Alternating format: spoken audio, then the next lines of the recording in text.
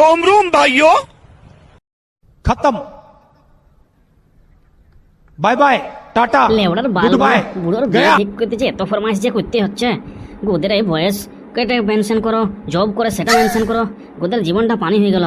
নাড়ুর বউ দেখতে যাই, পাইছি তো, কিন্তু দেখি কি দেখি প্রস্তাবটা গ্রহণ করে নাকি তারা, ঠিকঠাক লাগে কিনা দেখি কথা কয়ে।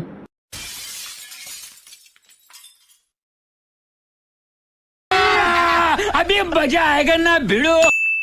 কৈলাস, রসমালাই, বেরো বেরো বেরো, তোমার বিয়ে বেটার জন্য একটা বইয়ের প্রস্তাব আনিছি। কৈলাস, রসমালাই। সব দিন বেলা বেলি চোদাচুদি লেগে গেল নাকি? কৈলাস তো এত সকালে চোদাচুদি করে নাই, কিন্তু কই গেল কোথায় মালটা? আরে পণ্ডিত মশাই, আসুন আসুন আসুন, আপনারই কথা হচ্ছিল একটু আগে। আসুন ভেতরে, আসুন, বাইরে কেন? আসুন আসুন পণ্ডিত মশাই, আসুন, বসুন, ভিতরে আসুন, ভিতরে আসুন, জলদি আসুন। আসছি আসছি, গেটটা ছাড়বে তবে তো আসবো। কৈলাস, সামনে চ্যাটার্জি বাড়িতে তোর ছেলের জন্য মেয়ে দেখা হয়েছে।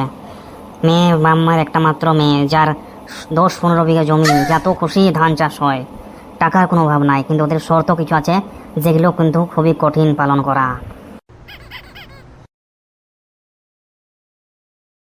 আরে পণ্ডিত জি বলে ফেলো, কি কি শর্ত? সব পালন হবে। ছেলের বিয়ে তো দিতেই হবে, শর্ত কি? শর্ত ধরে রাখলে হবে? বলেন বলেন পণ্ডিত মশাই, কি শর্ত রেখেছে বলেন পণ্ডিত। প্রথম শর্ত হচ্ছে ওদের নাকি মেডিকেল ফিটনেস চাই। সেকেন্ড শর্ত হচ্ছে ওদের নাকি কোলার মাপ চাই। থার্ড হচ্ছে ছেলে কি করে সেটা জানবে। ফোর্থ হচ্ছে ছেলে সরকারি না বেসরকারি। ফিফথ হচ্ছে ছেলের বয়স কত। আর এইসব না চেক করার বদলে সে একটা শর্ত রেখেছে, আমরা নাকি ঘর জামাই রেখে বলছি, তবে আমরা এসব কোনো চেক করার দরকার নাই। আচ্ছা পণ্ডিত, ও তো একটাই মেয়ে, বাপ মায়ের, তো কিন্তু প্ল্যানিং ঠিক আছে, রাজি আমরা, ঠিক আছে রাজি, বলে দেবে আমরা আসছি একদিন দেখার জন্য। আমার ছেলে ঘর জামাই থাকবে, আমি বলছি, যাও। ঠিক আছে, তবে আমি বলে দেবো, আমি চললাম।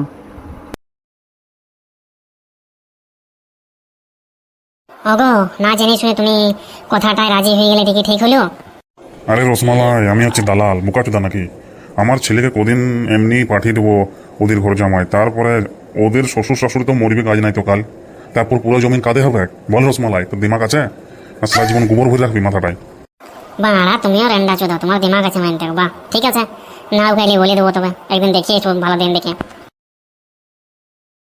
শোনো গ্রামের মানুষরা, এবারে চট্টরাজকে যে কোনো উপায়ে হেরে গেলে চাপে তোমাদের জিতাইতেই হবে। তোমরা তো জানো, ঘরে যদি লাইট না থাকে তা হেরে গেলেই তোমাদের আলো জ্বালায়।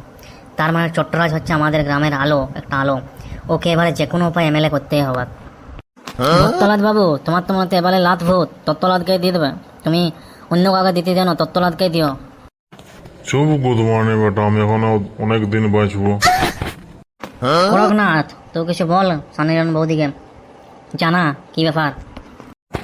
সানিলন বৌদি, ঢেমনা, হেরিকেল ছাপে তোমাদেরকে রিকোয়েস্ট করছি ভোটটা দিয়ে দেবে। চট্টরাজ আমাদের গ্রামে অনেক কিছু করেছে, তোমরা যদি এখন ভোট না দিয়ে চট্টরাজকে দূরে ফেলে দাও তো কি করে চলবে আমাদের গ্রাম? শর্মিলা বৌদি, তুমিও ছেড়ে না ভোট দিতে। হেরিকেল ছাপটা জিততে হবে, সামনে দুর্গা পুজো, বুঝতেই পারছো তো। তার আগে ভোটটা জিততে গেলে আমাদের মণ্ডপের খরচাটা চট্টরাজ একাই দিয়ে দেবে। নাড়ু, তুই চিন্তা করিস না রে, আমি ঠিক ভোট দিয়ে দেবো চট্টরাজকে। ঠিক আছে, তোমরা অনেক মেহনত করছো, আমি বুঝতে পারছি। এটা কি জানে ওর বাবা আমার সাথে কি মেহনত করে? দেবদাস, কিছু বলবি তো বল। শোনো, গ্রামের সবাই সুন্দর সুন্দরী মেয়েরা, তোমার চট্টরাজকে জিতিয়ে দাও। চট্টরাজ জিতলে গ্রামকে আমি শহর বানিয়ে দেবে বলেছে। তোমরা দেখতে থেকে এবারে ভোটটার পরে দুর্গা পুজো শুরু হচ্ছে, তো সেই হিসেবে চট্টরাজকে জিতাই ফেলো, তোমরা বেশি চিন্তা করো না। কোনো রান্ডারান্ডি যদি বুঝতে না পারো তো একবার জিজ্ঞাসা করো, কেন বহুত বোঝানো হয়েছে। তোমরা ভোটের জন্য তোমরা কিছু জিনিস নেবে, ফ্রিতে দেবে না, সেটা ভালো করে রাখবে।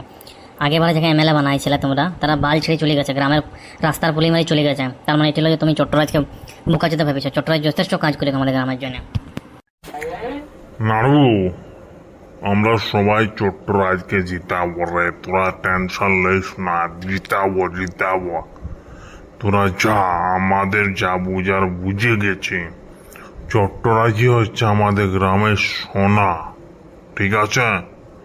চলো সবাই, চট্টরাজের জয় হোক, চট্টরাজের জয় হোক। ঠিক আছে, আমরা প্রচার করার বেশি সময় নাই, প্রচার করে দিয়েছি।